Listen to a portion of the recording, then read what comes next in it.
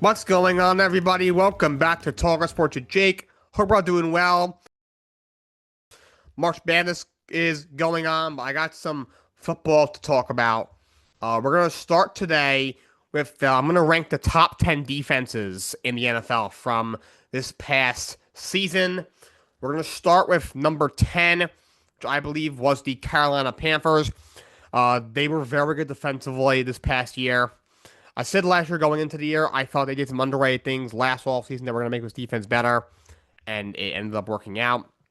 Derek Brown is an absolute beast, one of the best defensive tackles in the entire NFL, one of the five best run stoppers in the entire NFL. You drafted Nick Scorton last year. He was a kid last year in the early draft process last year. I thought could be a first round pick, maybe even a top 15 draft pick, maybe even a top 10 pick. Slid down some boards. Carolina got him on day 2. And he played pretty well for the Carolina Panthers. Tershawn Wharton played well. Princely Uman Milan, I think that's how you pronounce his name. So they were actually very deep up front. And in the secondary, you were also really, really strong. Mike Jackson was solid in the slot. J.C. Horn has emerged as one of the true lockdown corners in the NFL, proving he was worth that big extension he got last year. And they have two very good safeties. Bringing in Trayvon Moring last year was a big pickup. He had a fantastic year, and also the Nick Scott's a good player as well. At number 9, I had the Los Angeles Rams. They are loaded up front on the defensive line. Jared Verse is a former first-round pick. He's very good. Coming out, I liked him a lot. Tried to tell people this kid's going to be really good. People were kind of, I think, hesitant on him last year coming out, or maybe it might have been the year before that. I forget if he was a first-year or second-year player last year. Because he's a little bit undersized, so he's kind of like a tween. I call him a tweener is the word I use. People are like, all right, he might be too, small to put his hands in the dirt, but not sure if he could drop back in coverage, so he can't really play him a linebacker either. But I told people this kid's an electric speed rusher, and he is. You have Byron Young on the other side. He's really good. Colby Turner is really underrated. First of all, he is a massive man. And that guy's so good. He is an excellent run stopper, can push the pocket. He's excellent at batting down passes. He had an interception this past year, which is very rare for a guy that size playing his position. He's really, really good. Poona Ford's a really underrated player. He's a guy who just produces every year. He's been all over the place. He's been in Seattle for multiple stints. He was with the Rams last year. He was in Buffalo a while back. Jason Kelsey told a story on, I forget if it was his podcast, if his brother, or another podcast. They asked him who was always toughest to block. He said Poona Ford always gave him trouble. He's a really good nose tackle. Braden Fisk is another kid who's a solid pass rusher. You drafted him, I think, last year, maybe the year before. He wasn't that high of a pick, but fifth to defense, well, he's a good player. And in the secondary, you got Cam Curl was a good safety. Cameron Kitchens, another good safety. And Emmanuel Forbes is an underrated piece. Was I think a first-round pick by Washington. Really didn't work out there. Eventually just got cut. Rams scooped him up last year, and he played really well for the Rams last year. Kind of reshaped his career. So he's an underrated piece. Then now that the Rams add Trent McDuffie and Jalen Wallace, their defense is going to be even better next year, most likely. But they come in at number 9. Number 8's the Cleveland Browns. As bad as they were offensive last year, the defense was not the problem for Cleveland Browns last year. Obviously, Myles Garrett, an historic year, 23 sacks, most ever in a single season. Mason Graham overall was good last year.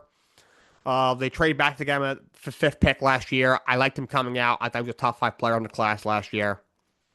He goes 5th overall to Cleveland last year. He's good. You have Malik Collins there as well as a solid defensive tackle. Carson Schlesinger was defensive rookie of the year. He had a really good year last year. And that secondary is also very good. You make the trade for Tyson Campbell last year. You swap corners. You drag Newsom for Tyson Campbell. He's a good young corner. And Grant Delpit's very underrated. He's a very solid safety.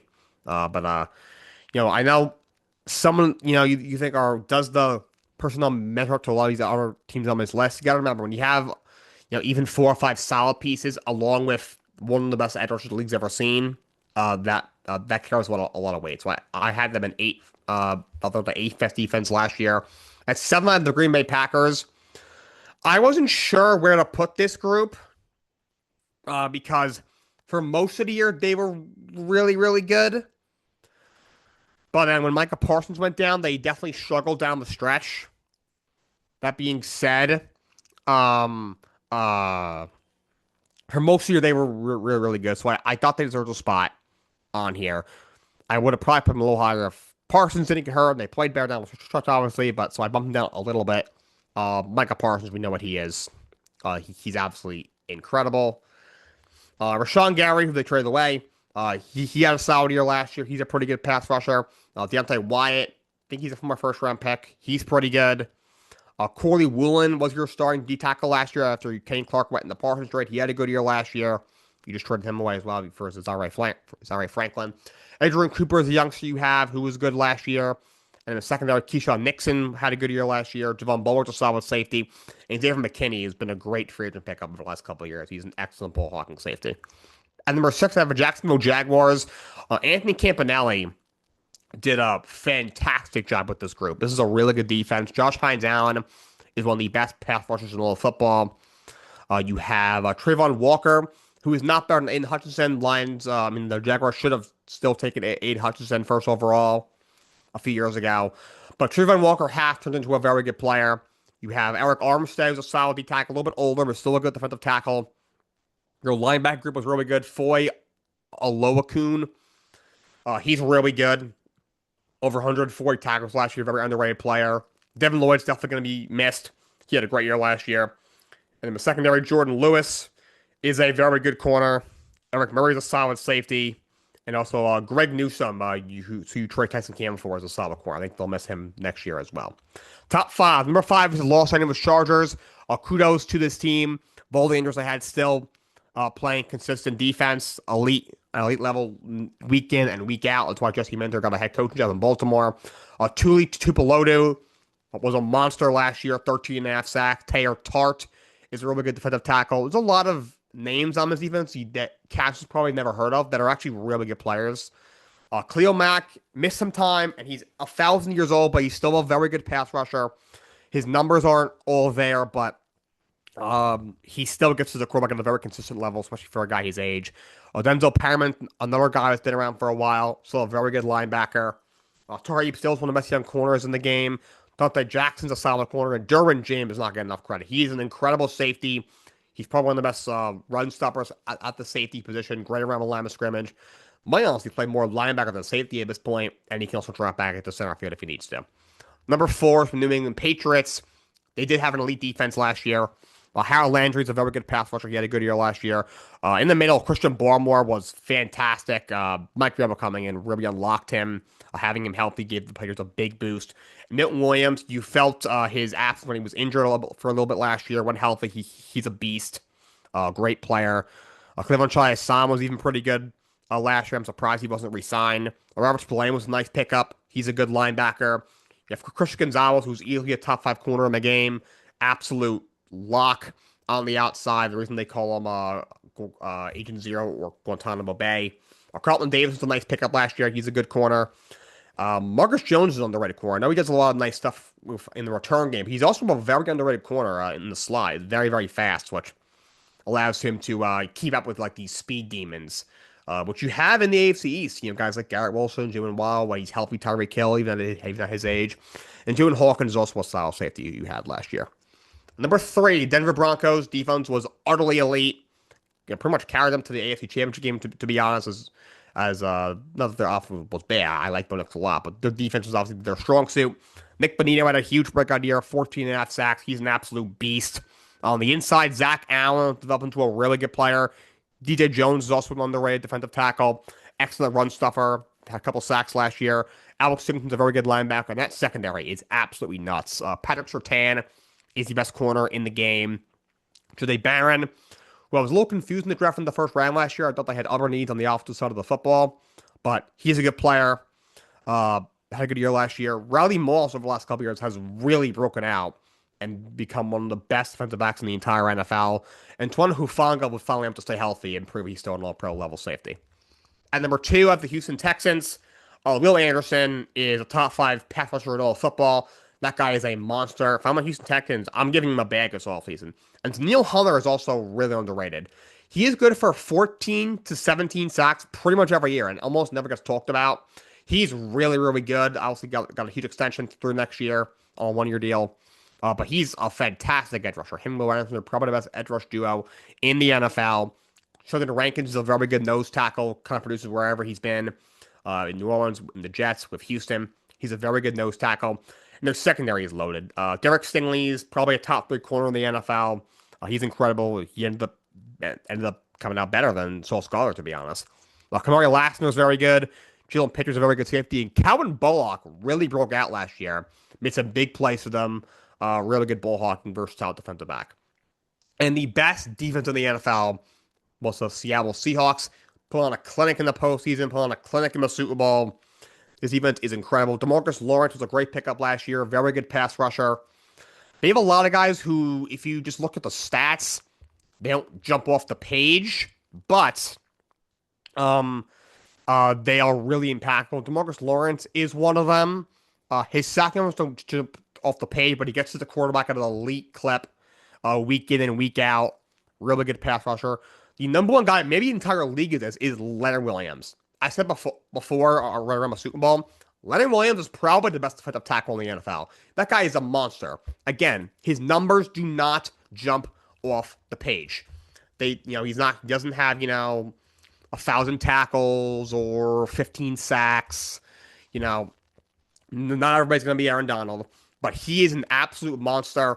It's a really shame that the Jets are so bad they can never get the most out of him. He was really miscast there. But last year 62 tackles, 7 sacks, had 11 sacks the year before. He's just really, really good. He's, to me, the best defensive tackle in the NFL. Incredible run stuff. Returned to an excellent pass rusher. Just an absolute monster in the middle of their defense. And Byron Murphy is also really good from our first round pick. Really good young defensive tackle. Those two together might be the best defensive tackle duo in the NFL.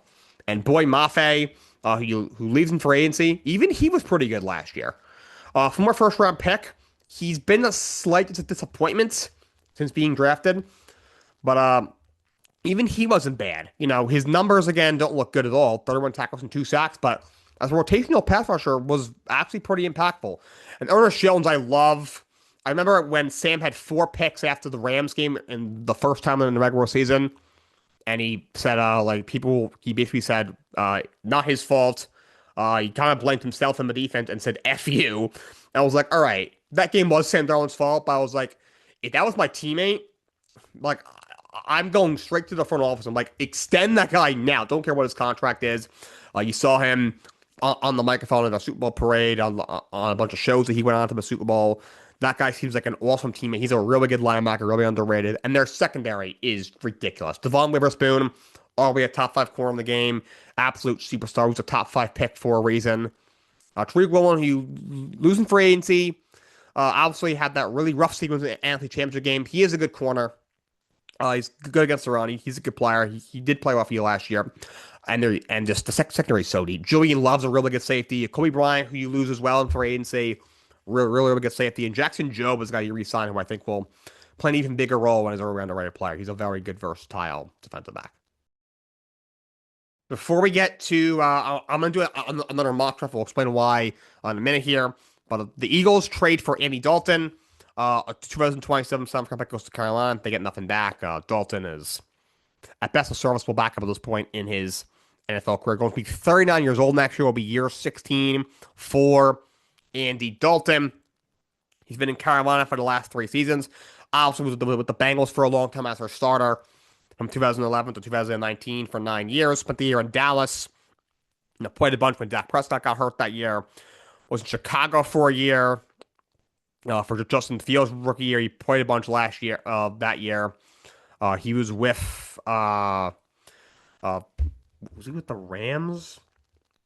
1 year? No, not the Rams. He was with the Saints. He played a little bit for the Saints. Was their starter when Jameis Winston got hurt that year in 2022, and they just didn't go back to him. And he's been the backup in Carolina, where he's played sparingly the last few years in Carolina. So he's been kind of all over the place. Philadelphia needed a backup. Tanner McKee is a free agent. Doesn't look like he's going to be coming back. So they needed a backup quarterback for what's his name? Jalen Hurts, Kenny Pickett, went to Carolina, signed a 1 year deal. So they didn't have use for any Dalton services anymore, so he was shipped off to Philadelphia. And to basketball quickly, Cade Cunningham, it came out this morning, has a partially collapsed lung. He is out indefinitely. No timetable for his return. Detroit is hopeful that he can come back for the postseason, but there's a good chance he will not play the rest of the year in the regular season. This is a really, really tough break for Cade Cunningham. Collapsed lung is nothing to sneeze at. It's a very, very serious medical condition. Really hope he has a very safe and speedy recovery. Cade Cunningham is one of the best players in the entire NBA, from our first overall pick. Has pretty much carried the Pistons. Not that they're a bad team. They have some solid pieces around them, but he's been obviously by far the main reason. Has done a pretty big carry job this year with the Detroit Pistons. Reason that they're the first seed in the Eastern Conference. They have been the first seed in the Eastern Conference all year. And without them, of course, that puts a dent in the Pistons' championship chances, of course. And it's just really, really unfortunate. The timing as well this late in the NBA season. I wish him a speedy recovery. NBA is better when he is doing his thing. And unfortunately, he's only played 61 games. He's not going to be able to qualify for any awards.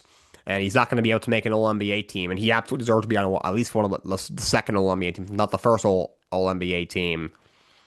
And I'm not sure if he would have won MVP, but he could have been a top 5 vote getter in MVP. And now he won't be eligible for that either. So it really is a shame. But I wish Cade Cunningham a very speedy recovery.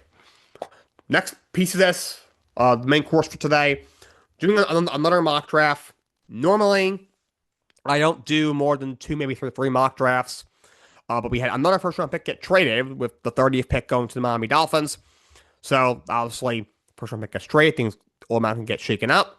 So, I thought it was necessary to do another mock draft. I'll do a third, and then my fourth will be right before the NFL draft, probably in about a month or so, maybe 3 weeks or so.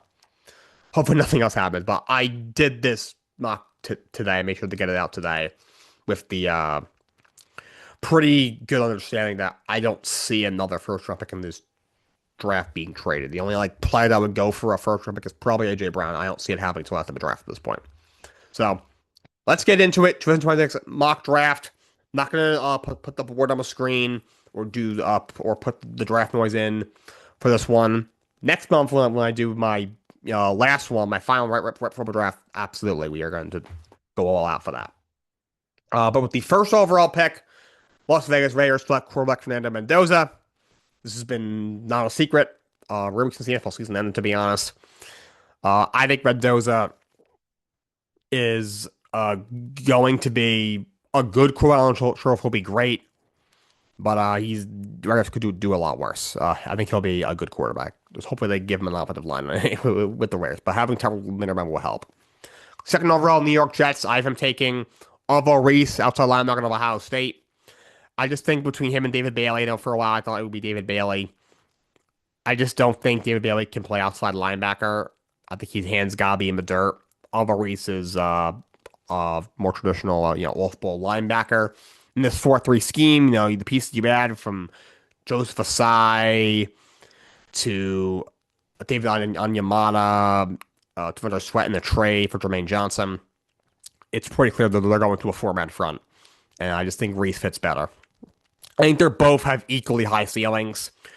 Reese's, his bust rate is a little bit higher, I'll admit, but I just think Bailey just at this point really isn't a fit in the defense as talented as he is. And Reese is the better fit. Third overall, the Arizona Cardinals select Francis Mawaya, offensive tackle out of Miami. So Mawaya, I keep going back and forth. I feel like every year there's usually a couple of regular offensive linemen, offensive tackles that are first round pick bound. Put the order that they go in where I rank them, and a lot of other people rank them, is not the order they end up going in the draft. Just like a lot of times, someone I have is the 4th offensive tackle is the second one taken. That happens a lot. But Mawaya, he might have to play guard. I think there's a chance. He definitely isn't a left tackle. I do think he can be a good right tackle for sure. and Arizona needs to build up that offensive line.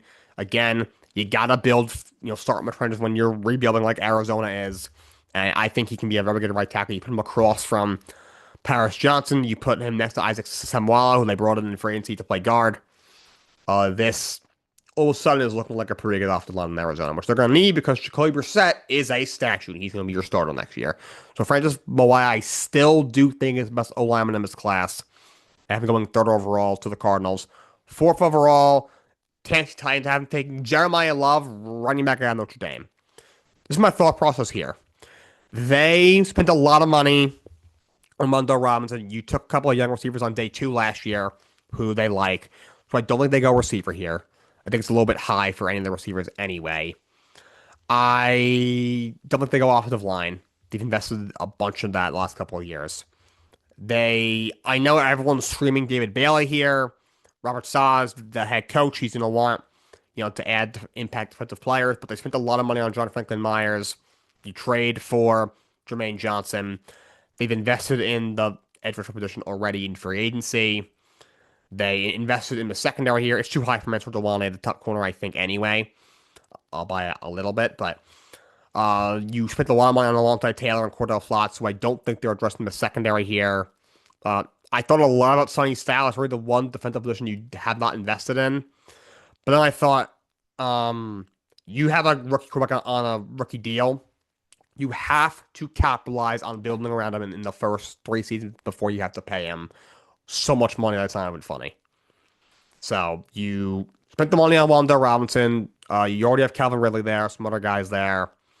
I get you have Tony Pollard there, but Pollard, he's been the 3-down back for them. He's had a decent amount of success, but I really think he fits there in the role he was in Dallas, where he was like the change of pace 3rd down back.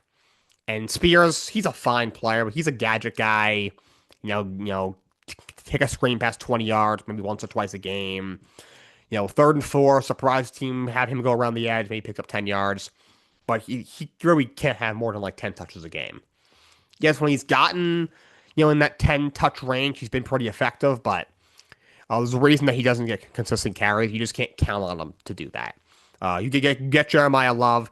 This gives Cam Ward a true playmaker, which is needed. I compare it to Ashton Jeanty last year. I'm not comparing the prospects, Jeremiah Love and Ashton Jeanty necessarily, but the Raiders were in a spot last year where they just need playmakers offensively. So I know this is really high for a running back usually, but Love is one, especially enough talent to where he is one of the 5-10 best players in this class.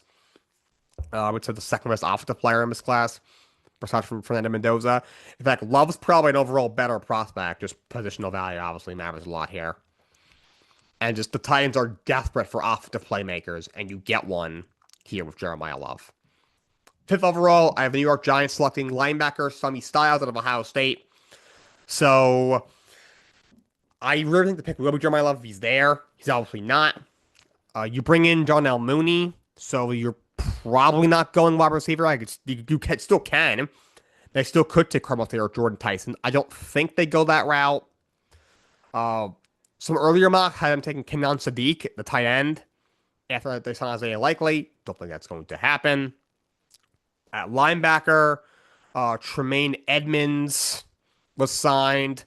I still think you can play him with Sonny Styles, but I was surprised they made the move after they cut Bobby O'Kekere. I thought they cut O'Kekere so that they could, 1, use the money in other areas, and 2, bring in Sonny Styles. I don't think that's going to be happening. I think it's a touch high for Mansur Delane at corner. You signed Greg Newsome anyway, so you're kind of covered there. He's a good player. And just Sonny Styles, to me, he's the best player on the board that makes the most sense for the Giants.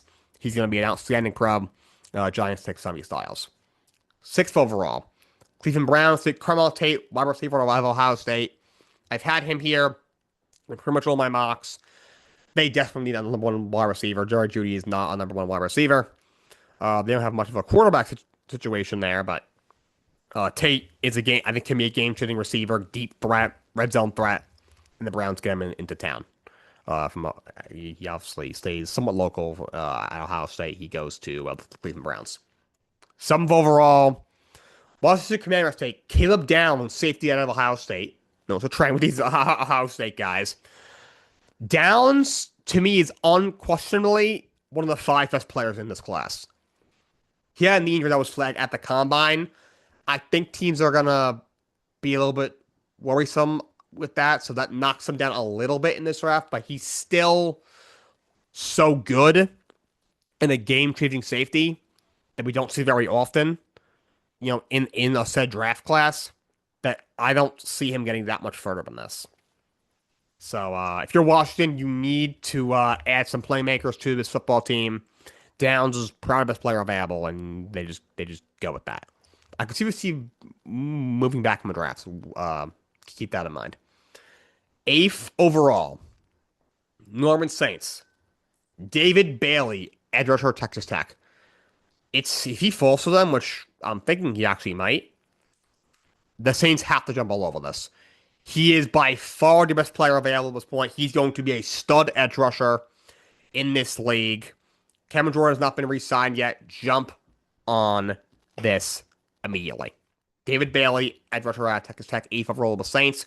9th overall, Kansas City Chiefs take Master Delane, corner out of LSU. He's the best corner in this class by a country mile. I think he'll be a really good corner in this league. Chiefs have a major need. Match made in heaven. I've had this the last 2 mock drafts, ever since free agency. 10th overall, Cincinnati Bengals. I'm taking Ruben Bain, edge rusher out of Miami. So Bain has some concerns. The short arms, his arms are really short, which is something to think about. Him and Will Campbell are pretty much the same player, the left tackle from the New England Patriots. Patriots took him 4th overall last year. Campbell had some struggles last year against some tougher talent. But Bain, I think when the Bengals really put some pieces around him, I don't think the arms will be much of a concern. Maybe in year 1, I could see him struggling a little bit, but I don't see. But 2 or 3 years, I think he'll be one of the better edge rushers in the world of football. I think he'll be a really good player. 11th overall, I have the Miami Dolphins taking Spencer Fano, offensive tackle out of Utah. I think Fano's going to be a very good right tackle in the NFL. Not sure what style he'll play in year 1, because the Dolphins have pretty much every O-line spot available. Their O-line's really, really bad. But this is one of the best players available. That's what the Dolphins have to do at this point. Their roster's so bad. So they take Spencer Fano out of Utah. 12th overall, Dallas Cowboys take Dylan Thieneman, safety out of Oregon. They did sign Jim Thompson, but this team needs to address the defense. I think Thieneman will be a very good safety in the NFL. They need help in the secondary, and they get it with Dylan Thieneman. 13th overall, Jordan Tyson, wide receiver out of Arizona State. The Rams are in a spot to where they don't really have many holes. You took care of the secondary need in free agency. I don't think the defensive side of the ball needs to be addressed. So they can just continue to stack the deck offensively. Puka and Tyson will be the receivers of the future, and you saw Devontae Adams last year, giving you the best wide receiver trio in the NFL. But 14th overall, Kenyon Sadiq, tight end. Oregon goes to the Ravens. They really need it. They love those athletic red zone threat tight end. You lose Isaiah Likely. Mark Andrews is not the same player he once was. He's still impactful in the as a blocker. Mark Andrews, but I don't even know why they extended him. They should have let him go and sign Isaiah Likely last year. That was a mistake by them, in my opinion. But they get Kenyon Sadiq, who's going to be a great tight end in this league. Incredible athlete. 15th overall, Buccaneers take Jim Rob McCoy, corner out of Tennessee. You could argue this is a little high from McCoy. He has some concerns, health-wise. That being said, I do think if he's healthy, he will be a good corner. Tampa's got an aging roster. They got to take a shot. They really need help in that secondary, and they get it, hopefully, with McCoy. The Jets at 16 take Avion Terrell, a corner out of Clemson. The Jets really need the corner, so one position on defense you didn't address. You get 2 really good players here defensively with Reese at 2 and Terrell at 16. 17th overall, Detroit Lions take Monroe Freeling, offensive tackle out of Georgia. I'm not sure if Freeling will be able to play on the left side in a lot of offenses, but one of them is definitely Detroit because of how good the offensive line is around him. I think he could be a very solid left tackle in that offense, fills a major need. 18th overall, Minnesota Vikings take safety Emmanuel McNeil-Warren. I think he'll be a good safety. Harrison Smith is either going to retire or come back probably for like one or two more rodeos in Minnesota. Worst case, Harrison Smith can mentor him. That's not a bad worst case. And he makes their defense better either way. Receiver, Mekhi Lemon goes 9th overall to the Panthers at USC. Um, uh, he's a very good wide receiver. I know he had some issues at the combine. He was smoking pot at the combine, which is really, really foolish of him. But if they can keep him on a strong leash, then then I think he'll be just fine. He's a great talent. He can be a really good player in this league if he keeps his head on straight. 20th overall, Dallas Cowboys take Akeem Messidor, edge rusher out of Miami. Messidor is a good player, but I think there's just not a whole lot of schemes that he fits, I feel like, for whatever reason. I think he fits in Dallas. They need pass rush help, even with Rashad Gary deal. So Akeem Messidor goes to the Cowboys. 21st overall, Pittsburgh Steelers take Vega Iyane, offensive guard out of Penn State. I think he's the best true guard in this class by a mile. Pittsburgh could use a little bit of help on the offensive line. Your quarterback is probably going to be Aaron Rodgers again. He is 1,000. He cannot move. He couldn't outrun me. You lose Isaac Samuel, you bring in a really good guard in Vega Iyane. In fact, when the draft happens, he probably won't even be here. 22nd overall, Los Angeles Chargers, Omar Cooper, receiver out of Indiana. The Chargers really need this guy. I like Cooper a lot. Big red zone target, good speed, combination of size and speed. This is the perfect fit for the Chargers offense. 23rd overall, Philadelphia Eagles, Cassius Howell, edge rusher out of Texas A&M. Howell, not the biggest fan of Howell, but I think he fits nicely in the Eagles defense.